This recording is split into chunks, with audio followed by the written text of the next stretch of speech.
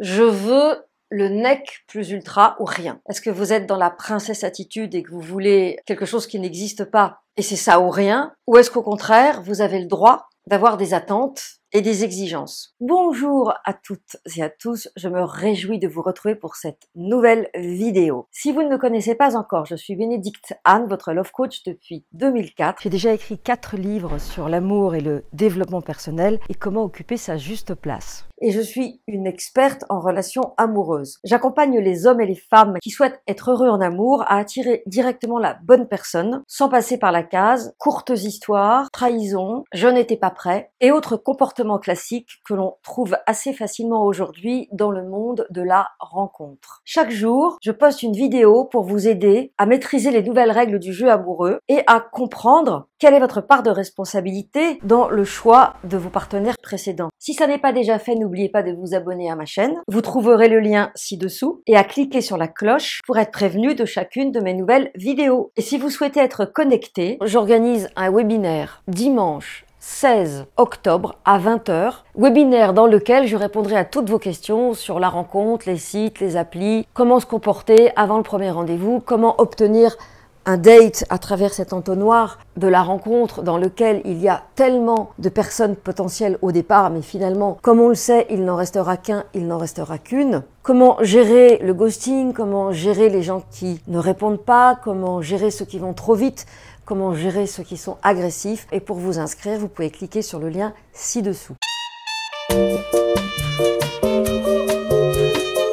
Est-ce que vous êtes dans la princesse attitude et que vous voulez quelque chose qui n'existe pas et c'est ça ou rien? Ou est-ce qu'au contraire, vous avez le droit d'avoir des attentes et des exigences? Alors c'est une vraie question et ça marche aussi pour les hommes évidemment, puisque ces messieurs ont parfois des cahiers des charges qui me laissent sans voix. Est-ce que vos amis vous disent que vous êtes trop exigeante, que vous la jouez, que vous êtes prétentieuse et que ce que vous demandez, en gros, c'est le mouton à 5 pattes? Comme il n'existe pas, vous ne risquez pas de le rencontrer et vous allez passer votre vie, comme disait La Fontaine, à refuser tous les jolis poissons et vous contenter à la fin d'un goujon tout maigrichon. Chère princesse, qui ne savez pas si vous êtes dans une extrême exigence destinée à faire en sorte que rien ne se passe, ou si vos attentes et vos demandes sont fondées, je vous invite à vous questionner sur une éventuelle rage, colère, agressivité, quand vous pensez à tous ces hommes qui n'ont pas honte, avec leurs 20 kilos de trop, leur petite taille, toutes les tares que vous allez leur trouver, de penser une seconde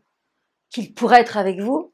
Non, mais ils ne se regardent pas. Alors, le problème, c'est qu'il y a une réalité sociétale, entre guillemets. Il y a effectivement des hommes qui n'ont peur de rien, qui ne ressemblent à rien et qui considèrent qu'ils peuvent tout avoir.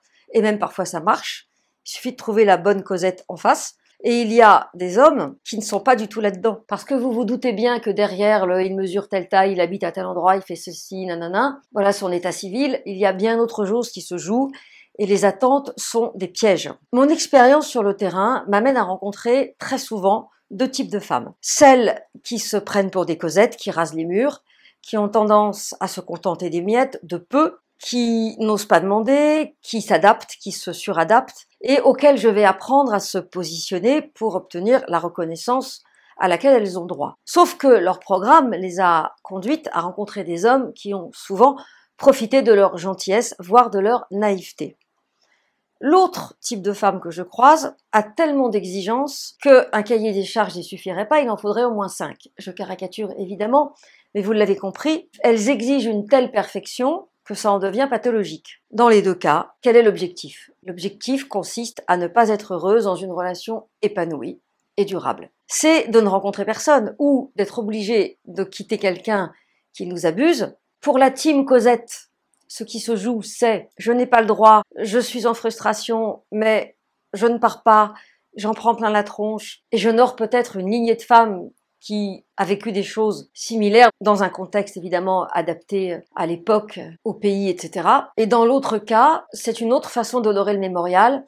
Je ne vivrai jamais ce que vous avez vécu, je veux le nec plus ultra ou rien. Et il faut qu'il habite là, qu'il fasse ceci, qu'il fasse cela, et nanana. Ce qui nous intéresse, ce n'est pas tant de savoir si les attentes sont excessives ou pas assez exprimées, mais c'est ce qui se cache derrière cette difficulté à s'autoriser à être épanoui dans une relation. Parce que finalement, lorsque les gens viennent me voir, c'est parce qu'ils ont galéré. Ils ont peut-être lu mes livres, mais leur vie amoureuse n'est pas féconde. Elle n'est pas féconde pour des histoires de mauvais casting, de suradaptation, pour des histoires aussi d'arrogance ou de princesse attitude. Mais j'ai tendance à penser que la personne qui a tellement d'exigences qu'elle en devient presque prétentieuse et pas sympathique est une femme en souffrance qui en réalité a tellement peur de souffrir à nouveau, ou de se faire abuser, ou de ne pas être choisie, ou a tellement peur d'être quittée du jour au lendemain qu'elle se protège derrière un bouclier d'exigence. Si on regarde bien, la Cosette qui s'excuse d'exister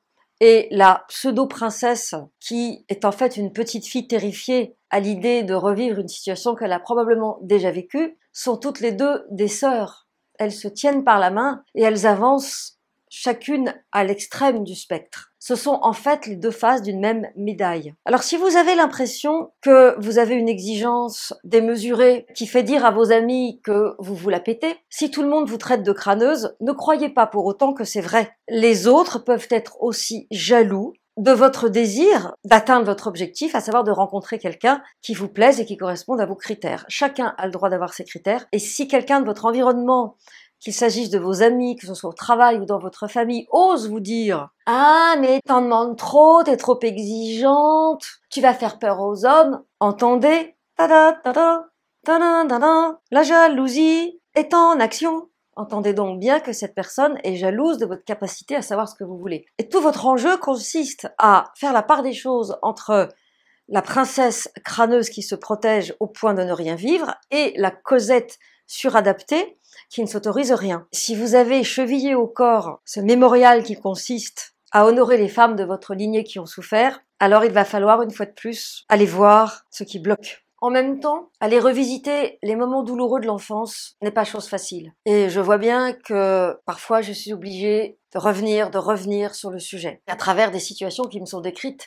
et qui sont des vraies portes d'entrée. Et si l'émotion surprend mes coachés, alors je peux rentrer dans l'intime, je peux rencontrer avec la personne qui est à côté de moi, celui ou celle qu'elle était autrefois. Et ça, c'est un moment de grâce, c'est un moment d'émerveillement. Et lorsque cette personne rencontre celui ou celle qu'elle était, il y a quelque chose qui s'allège, qui est enfin entendu et reconnu. Et du coup, elle a moins besoin d'aller chercher dans la vraie vie des personnes qui, au meilleur des cas, donnent des miettes pour pas grand-chose et au pire des cas, ne savent même pas qu'elles sont investies. La question pour vous, c'est derrière ces hommes qui vous déçoivent, et ça c'est la loi du marché, puisqu'il y a beaucoup de déceptions avant de trouver le bon, c'est un entonnoir, derrière ces hommes qui vous déçoivent, est-ce qu'il y a une arrogance injustifiée ou une juste conscience de votre valeur? Parce que je le vaux bien. Alors le valez-vous, méritez-vous, vous autorisez-vous une personne tout simplement en phase avec vous sur les thématiques essentielles?